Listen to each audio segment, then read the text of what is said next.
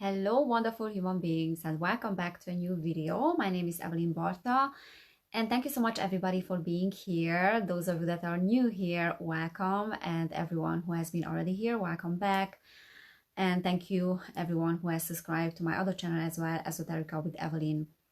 By the way, I just posted videos there as well, so I did a collective reading. If you're interested in that, watch that video. And then I did a reading about Iran as well and what is happening there. So you can go to that channel and you can watch those readings. So today I thought that I am going to talk about the false light, because this is something that I wanted to talk in my previous video about. And then also soulless entities, soulless people, background beings, we can call them like that, or backdrop people as well. So because I didn't have time there, then I'm going to talk about these things in today's video. So let's start with the false light, because that is something that the New Age community and the New Age paradigm is the most susceptible to. And we can all fall into that as well. We can all be susceptible to that false light. I think that many of us, and myself as well included, I have been through a period of time in my life and in my spiritual development when I was connecting to that false light, or at least the information that was coming from the false light was something that I thought that I was resonating with.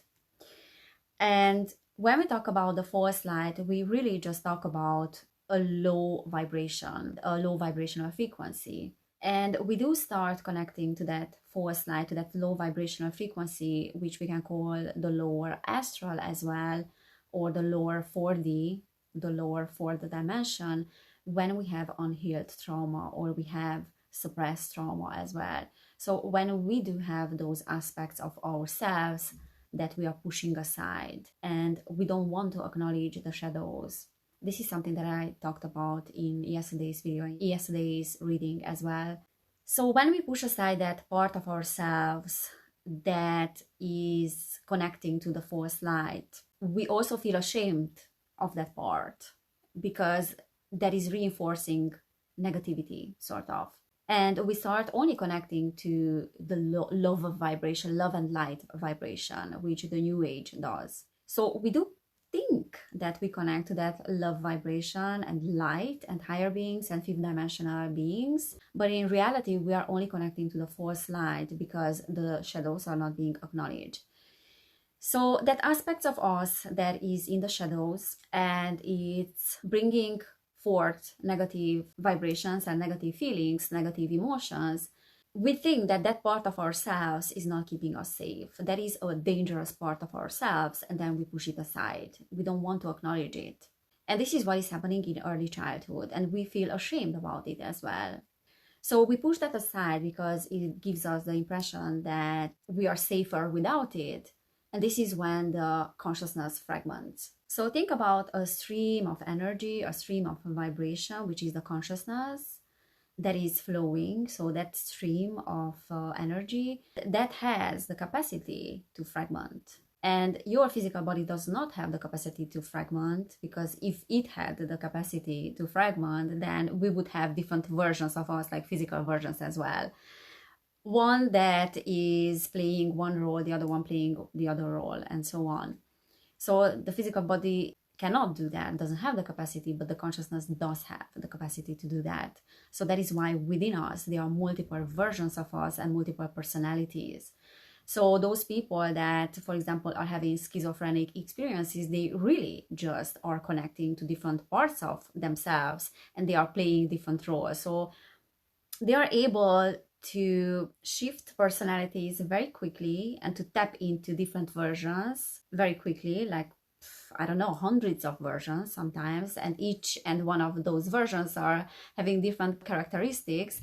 And that is why it's so interesting that even physically, those people are being influenced by those different versions. So for example, Mary in me, I don't know, is having a particular illness, but then when I'm Patricia, I'm not having that illness. Or when I'm this person, I need to wear glasses because I can't see properly, but when I'm Evelyn, I don't have to wear glasses. So It's interesting that the body reacts to those different versions because the consciousness has the capacity to generate certain physical symptoms. It has the capacity to be the driver of the body. Okay, so your cells are reacting based on which version of you are tapping into. So this is what is happening with schizophrenic people, and they are being diagnosed as schizophrenic, as a mental illness. So what do we do with these people? We medicate them. But in reality, what is happening with them is just that the veil and the membrane between those different versions of the consciousness is thinner than in the case of other people. So going back to the first slide, this is what happens, right? When we go through a traumatic experience, our consciousness fragments, and we don't only talk about 3-4 versions. We are talking about sometimes, as I said, even hundreds of versions, or at least 50-60 versions of us. And many of these versions of us are simply not being acknowledged by us at all. They are being pushed aside. And this is when we become susceptible to the fourth slide, to spiritual bypassing as well, because there's no integration. So in order for you to heal your trauma, basically healing your trauma means that you are bringing together all those parts of yourself, and you are creating alignment. And that does not mean that those different parts will start disappearing or they will start changing. That simply means that you are creating coherence in between them, and you are creating synergy in between them. So they will lead you in the same direction. There will be an alignment between those parts. They will start working together for the same cause, sort of.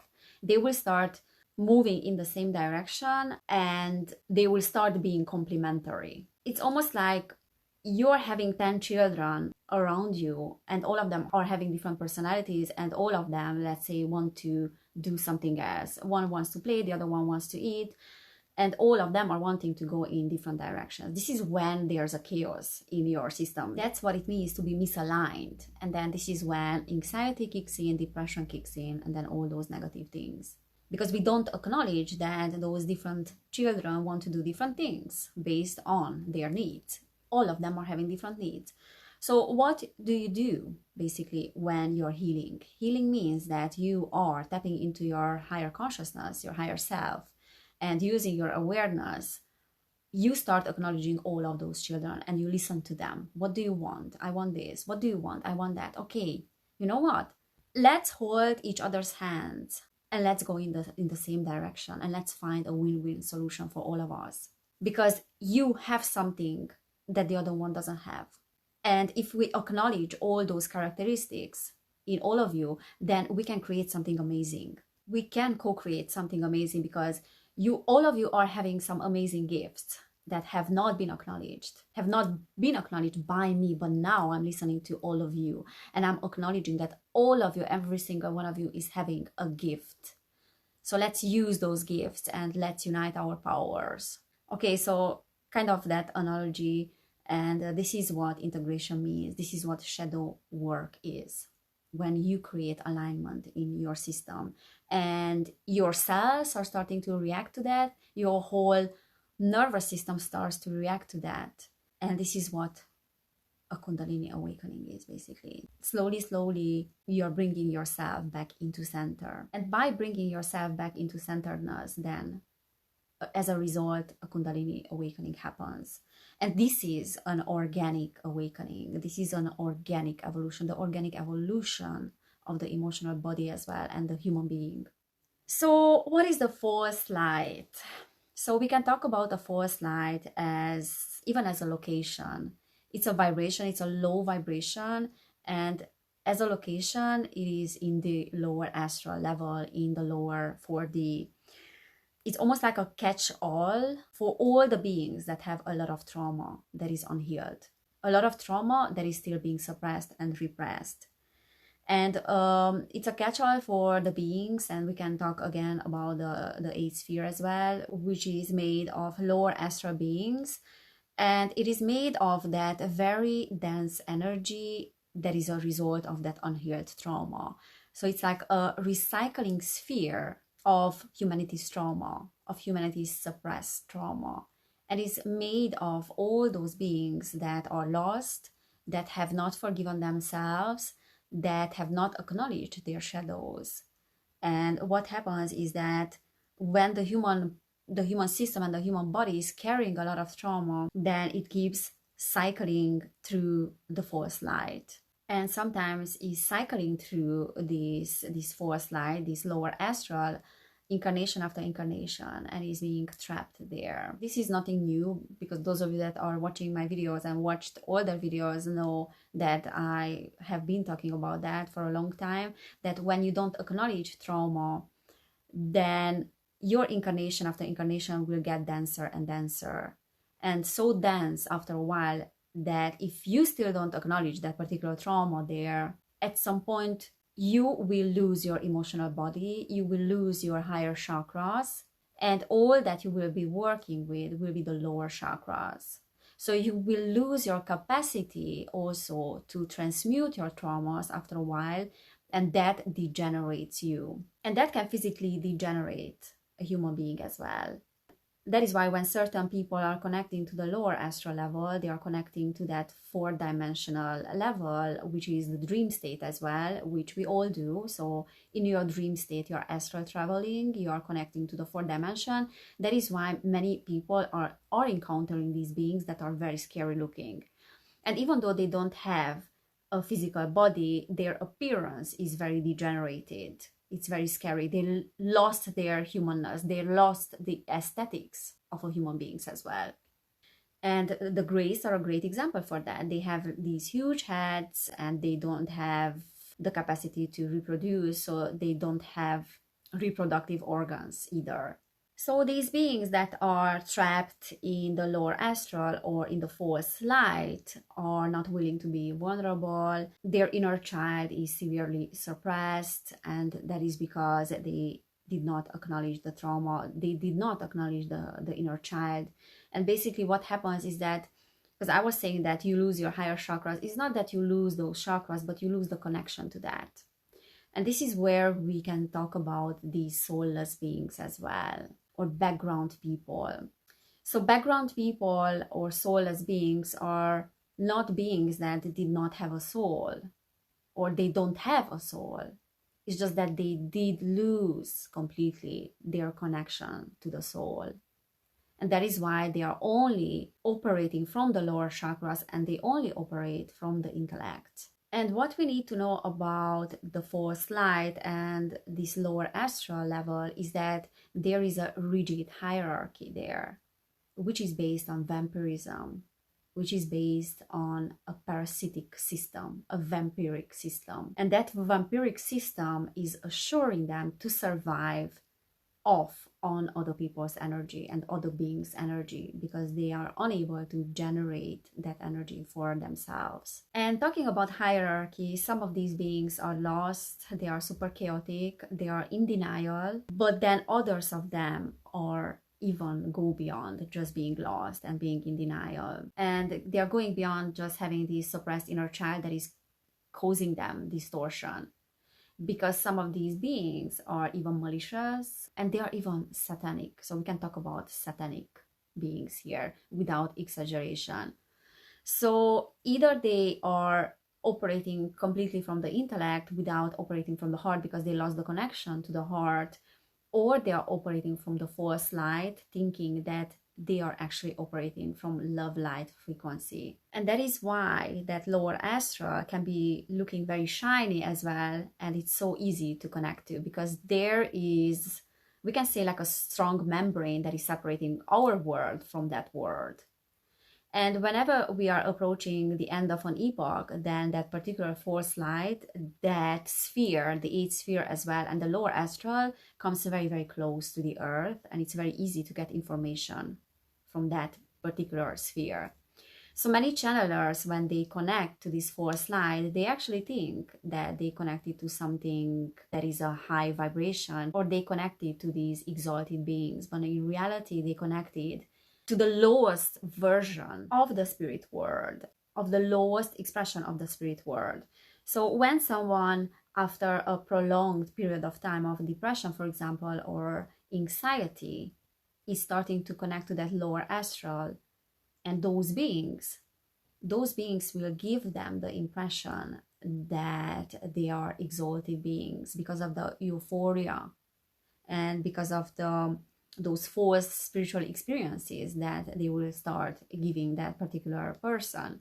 So if you're going through a long period of time of depression and anxiety, and I'm not talking about like having some moments of anxiety or moments of depression or moments of fear, but I'm talking about maybe going through years and years of that particular state, then you become very susceptible to that energy to connect to. And this energy that you start to connect to feels much better than that prolonged state that you have been in for a long time. And it can give you this feeling of fast-paced euphoria and excitement and mental stimulation. Like it can feel ecstatic as well to connect to that particular energy. And that is why so many people fall into that, because they really think that they are going through a spiritual experience and they are going through an awakening.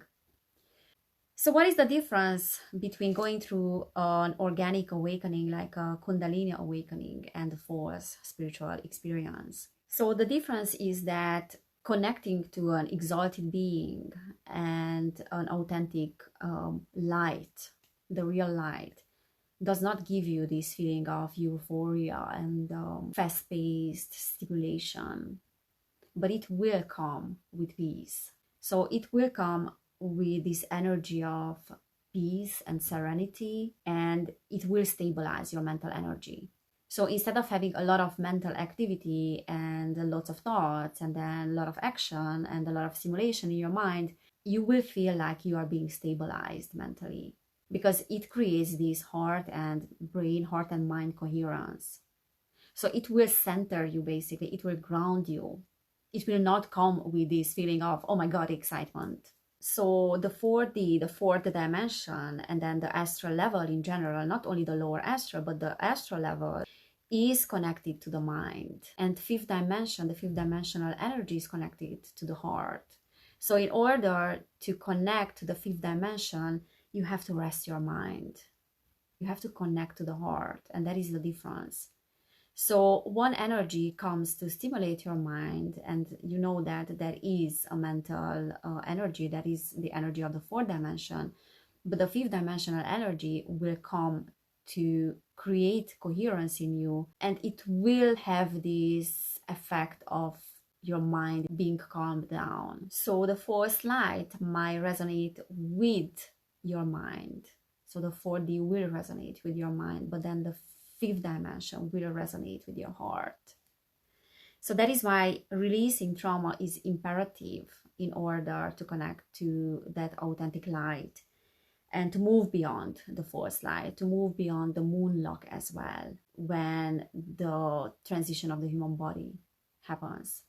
I mean, when the soul leaves the body, in order for you to leave that moonlock and to move beyond that, you have to repair the inner child.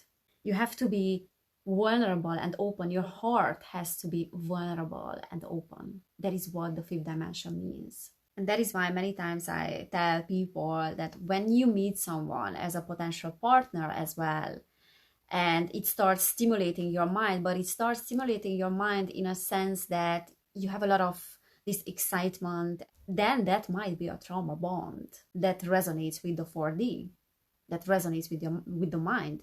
But when you meet a potential partner or even friend or someone that is giving you this sense of serenity and peace and stability and security, like that serenity of the heart, and you can be open and vulnerable with that person, that is a divine connection. That is a heart connection, and it will not come with this feeling of ecstasy and ecstatic energies and, oh my God, I need to perform in front of this person in order to be accepted. But it will come with that vulnerability and feeling safe and feeling secure and feeling centered as well and peaceful. Yeah, like when you can really open up to someone, like you can open your heart and it feels safe to open your heart to that person. That is a divine connection. So connecting to the higher beings, as I said, stabilizes you. You feel stable. And it is not exhausting, because a lot of mental activity and mental stimulation can be very, very exhausting. And what is also very specific to the false light is that it is losing its connection to the inner genius. It is losing the connection to the heart, and therefore it is losing creativity as well. So it is unable to connect to that creation, to that inner creator and co-creator. It lacks creativity and it becomes very, very calculated and overly structured. So like therefore inflexible as well. And the authentic light is allowing you to connect to that inner genius. And it is creative, it is inspirational, it has that spark and that spark of energy. And it is original. So it does have the capacity to be original. It has original information, original and authentic information. The false light does not have any originality. It wants to mock what is original. It wants to mock an organic evolution, for example. It wants to mock nature. It wants to copy someone else's work, someone else's thoughts. It does not align with nature, but it wants to mock it, and it wants to create a synthetic version of it even. And again, like we can go back to transhumanism. So what is great about the false light is that it is teaching us discernment. And as I always say, humanity's biggest challenge, and one of the biggest challenges at least, is to learn discernment, for us to learn to discern false light from the authentic light, false being from light beings. And every single one of us, each and one of us, is going through this learning process of discernment. And I have been through as well. And even when I did certain videos in the past as well, now if I watch them, I can definitely feel the spiritual bypassing in them, and then some false information about certain things as well. And that is very typical for someone when they start channeling information, because it is very easy to connect to these lower astral beings, and discerning who you connect to, if you are connecting to dark beings or not, can only be possible when you released trauma and when you repaired the inner child. Otherwise the information will be distorted. So not necessarily completely false, but just distorted, like missing the mark with that information, and operating from the ego. So that is a great lesson for all of us that started to channel. And as I said, definitely when I look back at my old channelings, especially like in the very beginning, I can tell that some information from what I received was distorted, but because my mind was distorted as well. And because I integrated a lot of my shadows, and I released a lot of trauma, which is still happening as we speak, then because of that, now I'm able to tell if an information comes from false sources, false teachers, maybe false ascended masters or angels or alien interdimensional beings, or it is coming from a genuine source. And I am channeling as well as I speak. Sometimes I'm receiving downloads, but because the distortion has disappeared mainly from my mind, then the information can come through in a more grounded way and more centered way, definitely. So yeah, it's a great lesson for all of us. And like the spiritual bypassing as well, which I was talking about, that is something that is very typical for the New Age community, just seeing love and light and only good vibes, and appearing, like wanting to appear enlightened in front of other people or in front of your audience, or wanting to appear spiritual, like not talking about negative stuff or not expressing yourself, for example, in an authentic way, like for example swearing. And I said it in yesterday's video as well, that reading, that enlightenment doesn't give a damn about enlightenment. Enlightenment doesn't give a damn and a shit about appearing enlightened. It doesn't care. It just doesn't care. Enlightenment is completely comfortable with its darkness. So when someone wants to appear super enlightened, super evolved, super spiritual, super forgiving, super compassionate, which is very much the case with many spiritual teachers, that is the biggest red flag of that person being very far away from enlightenment. And the truth is that we do exist in several different densities, several different dimensions simultaneously. And we do have the choice and the free will to choose which version of that density we want to tap into. but we are not pushing aside any of those versions. We are acknowledging them. Again, like that comes down. It has a great mirror effect, because those different dimensions and different densities are actually representing the different versions of our consciousness as well that was fragmented. Because the fourth light has this mirror effect, because it's the 4D, is the fourth dimension, it portrays itself as a very evolved, very high being, even like an ascended master, or a very evolved, super evolved interdimensional being.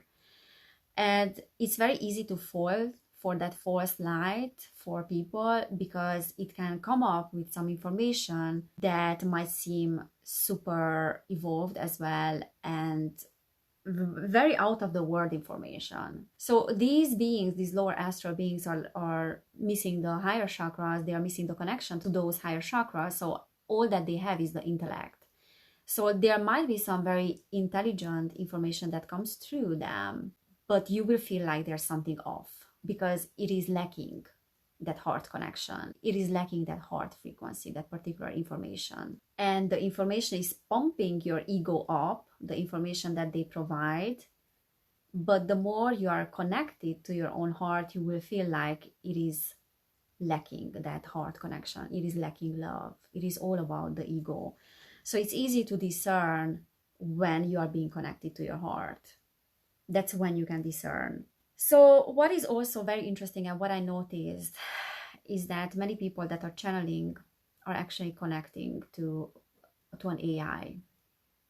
And it's almost like there's a sphere that is around the earth, that is the lower astral as well, and that is more like the esoteric side of it.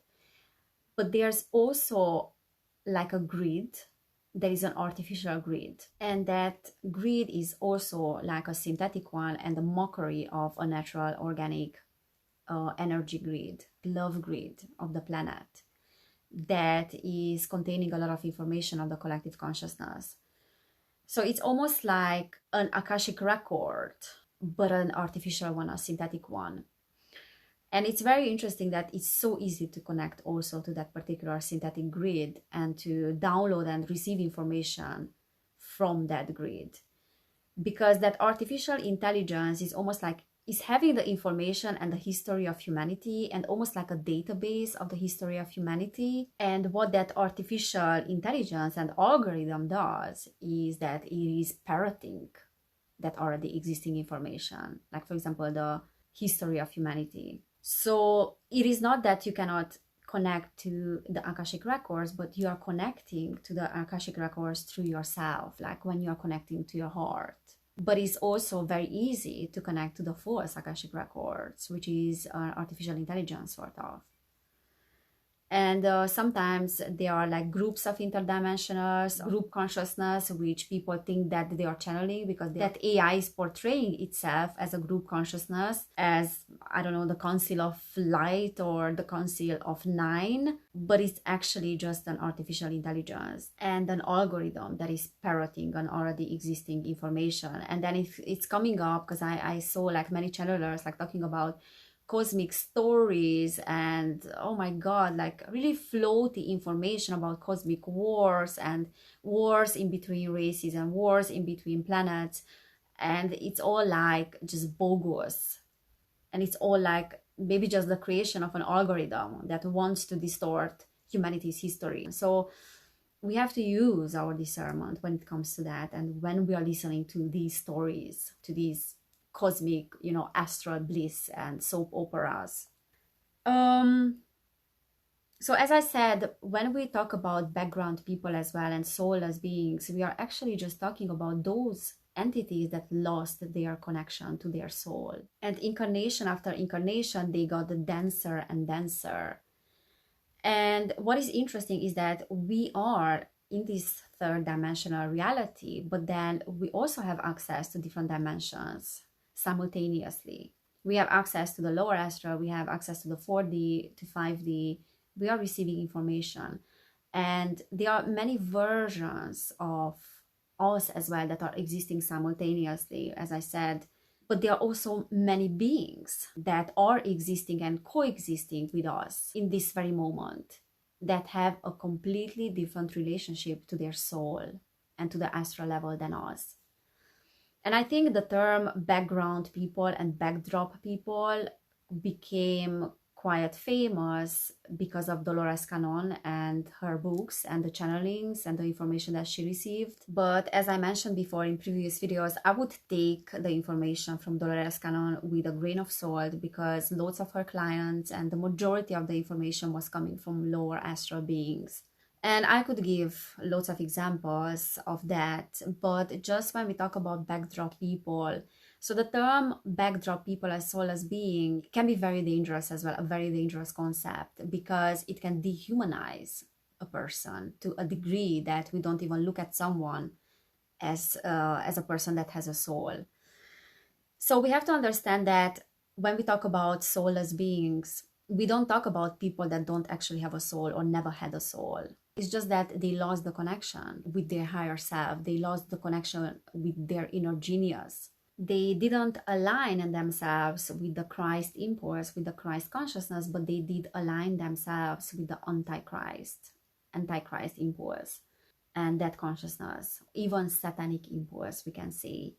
So these background people are not just entities, beings that appear and disappear and they are just in the background in the supermarket. That could be the case as well when we think about the concept of cloning and artificial intelligence and bioengineering as well, which is a completely different subject and topic to talk about. I'm not gonna get into that.